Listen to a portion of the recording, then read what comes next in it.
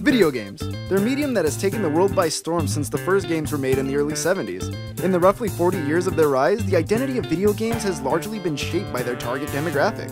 In their young age, video games were novelties, simple games that were used solely for entertainment. However, after the home market crashed in 1983, their identity was forced to shift, and to sell in markets, they needed to rebrand as toys.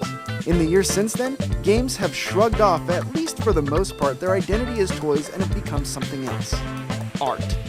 That new identity is what I'm interested in.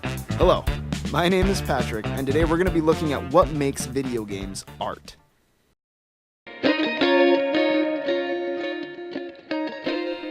It isn't a controversial statement to those of us who have grown up with video games to classify them as a form of art.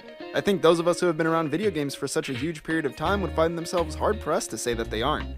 But for those that haven't had the same period of time around video games, it's easy to see them as huge time sinks, or wastes of energy, or otherwise nuisances to productivity. Both ideas are 100% valid and even congruent with each other. The flexibility of the medium and the huge variety of differences in experience from game to game can definitely shape one person's perspective of what video games are to people. When it comes to seeing them as art, there are a variety of ways that games really stand out. Easy, low-hanging fruit to justify this would be looking at each component that makes up a game uniquely. If I show you a still photo from a game taken at any point in time, you'll be able to see the different pieces that make up what makes it art. When looking at the picture, you can see the UI, the user interface, pieces that come together that are made up by artists to be able to convey the information necessary for the player to, well, play the game. Or, if you look at the characters here, you can see that the work needed to go into the 3D modeling would have been extensive, literal days being lost to creating all the parts needed to fully flesh out a character. Digital design like this would be similar to sculpting, while using different tools. There's also the backdrops, textures, particle effects, lighting design, and other aesthetic choices that go into the game to bring it all together. However, as I mentioned before, these are all low-hanging fruit. Video games aren't still images cobbled together in a video just to be admired. They are interactive, and this is arguably the most important portion of what makes a video game an art form. Experience with any piece of art is affected by how you interact with it. When it comes to architecture, you can view it or walk inside it to see just how marvelous and aesthetically pleasing it is. With a painting, you view it and each brushstroke lives on the canvas before you. Abstraction is balanced in some way with realism to affect the viewer or to convey a message. Sculpting can be felt, though I would advise against it, especially without expressed consent, or viewed. This art was created using tools to chip away or to build up a structure. Each and every piece of art, from film to literature, from architecture to ceramics, there are two underlying traits. They are experienced and they are created. Video games are no different. The experience of a video game is just as varied as any other form of art. Imagine being turned off to television your entire life because you once saw an infomercial and expected all television programming to be similar. Experience lets us know that there are tons of different forms of television, ranging from different genres, quality, and even form. A History Channel documentary is vastly different from previously stated infomercials, and both are equally distant from a show such as Breaking Bad. When it comes to video games, the entire gamut is run throughout their history. Games such as Pong and its variety of clones throughout the early years of gaming were much simpler and didn't have a narrative outside of the narrative that was created between the two players within the game. Games that came after, such as Pac-Man, had harder objectives than that and had scores that were there to show skill progression within the game. As the market has evolved, there have been games that stick to the simple formulas of producing something fun to play that revolves around skill, and there have been others that forego that for pure narrative with very minor mechanics, which are skills or actions taken within the game, added in to differentiate the play session. In the same way that not every show can stand up to the rigor of critical scrutiny, the same is said about video games. For every cultural icon and market-changing game, there are hundreds of others that fall to the wayside, not meeting the expectations of players. However, just because poorly constructed art exists, it doesn't mean that an entire medium is doomed to never be a viable means of expression. Video games have come a long way from being the kids' toys that they once were. Yes, there are some games that are fun for fun's sake. It's also true that not every game has a moment that forces you to put the controller down just to ponder and think about the choices and decisions that you as a player made. Not every piece of art resonates with people like that. I can show someone an Andy Warhol print of the Campbell soup, and if they have no frame of reference for what it is, the picture's impact would be lost upon them. The experience of a video game is two-pronged in a way that is hard to do with a lot of mediums of art. Video games are experienced through interaction and agency from a player, while also still being created by someone else, or a huge team of people in a contemporary setting.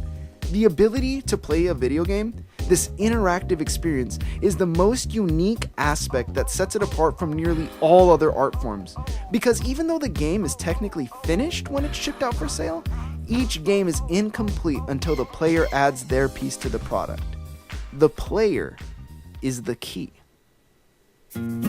Players are the key to video games, in the same way that players, actors, are the main force that are seen on a stage.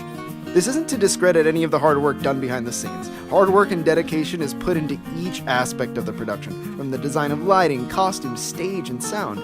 Each of these portions builds up the finished production to create a product that will resonate with audiences.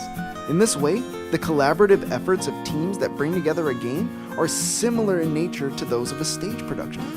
The main difference with video games, however, is that the audience is also the player. That player is the one who finishes the product to create their own unique playthrough of a game. For example, Minecraft is a sandbox game. This means that the game is free form and leaves many options open to the player to choose how they wish to play the game. Some players enjoy the survival aspect that the game has, trying to keep themselves alive and fed through the adversity that's presented to them. Other players forego that option and instead choose to create, using the multiple tools that are available to them to produce grand structures, repeating patterns, and in some rare cases, fully functioning computers. There are others that choose an option in between, where they have the survival aspects and they create smaller structures or even grander ones with the tools that are available to them within whatever settings that they're playing in. The limits for a player within the game are purely what a person places on themselves.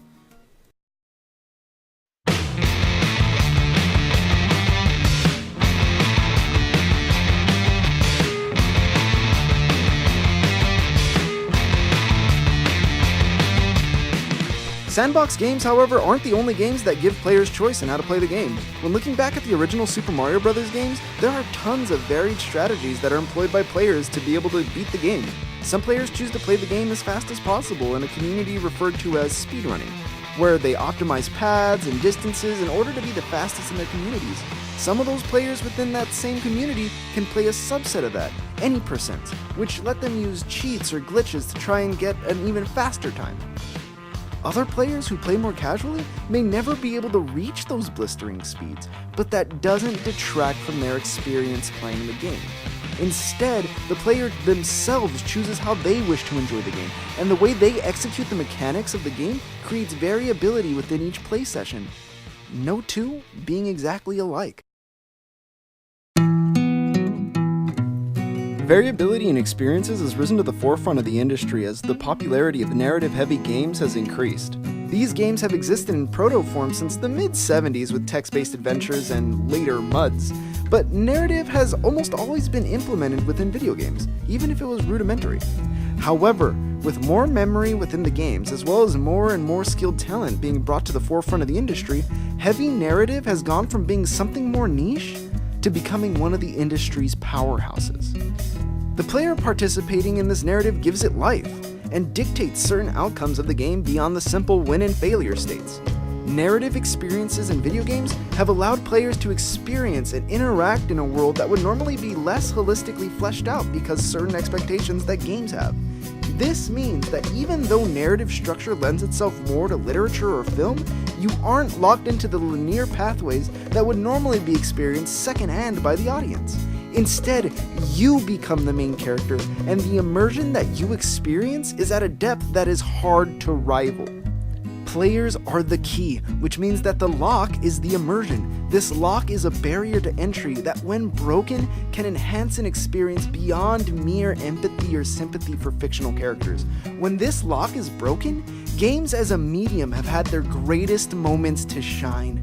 They challenge players to experience the great highs and lows of life. Video games have shown pure elation, joy, and triumph that resonate on a deep level, and they aren't afraid to tackle the other side either, raising questions about suicide, ethics, taboos within society, and even violence.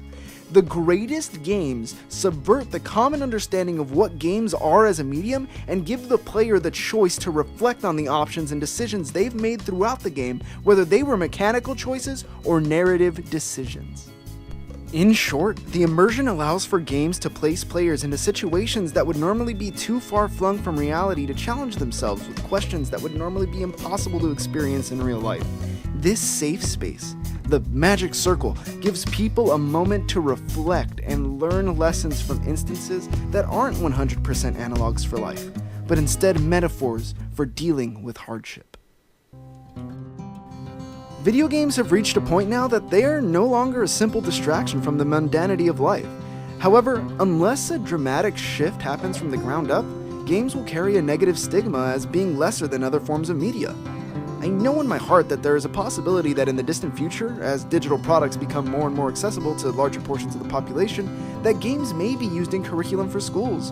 These games would be the equivalents of Citizen Kane, games that are the apex of the format, used to teach narrative structure and truly immerse a student in an art form that transcends the boundaries that most art is forced to stop at.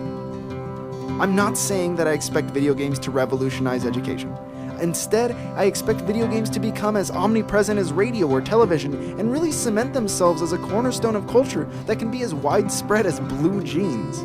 The industry is going to push itself into a position where it can make as much money as possible, and though that's great, the ultimate creativity will be sprouting from the small producers, people who aren't afraid to tackle tough issues just because focus groups think it won't make money. It is the small developers that will be the ones who will continuously push the envelope of what games really are.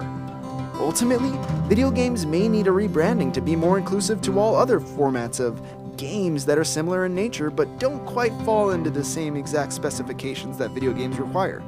That rebranding may be exactly what the world needs to see the medium as more than just a relatively expensive hobby, and embrace it as they have other forms of art. Thanks for watching the video, and if you're on the fence about whether or not video games are art or not, I definitely hope that this was able to sway you to my side. If it wasn't, why not?